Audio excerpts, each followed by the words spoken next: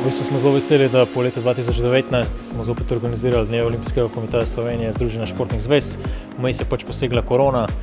zdaj smo pa na enem mestu zbrali športnike, kar je zelo pomembno, športne trenerje, trenerski forum poteka, poleg tega so tukaj vsi drugi športni funkcionarji, predsedniki zvez, generalni sekretarji in drugo strokovne osebe, tako da imamo tematike iz različnih področij, predvsem je pa naš glavni namen, da se v bistvu pogovorimo, da mogoče najdemo kakšne nove rešitve za določene probleme in izzive, ki jih seveda poznamo oziroma jih tukaj naslovimo in potem poskušamo narediti nekaj dobrega oziroma boljšega za sam slovenski šport, predvsem na tej razvojni oziroma strateški plati.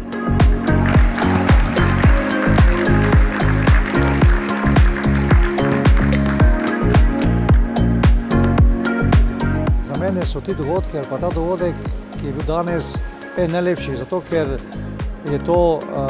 dan spoštovanja do minulega dela in dobro je to, da v ta okvir priznanj ne spadajo samo športniki z vrhunskimi rezultati, ampak vsi športni delavci iz ozadja, kot temu rečemo včasih.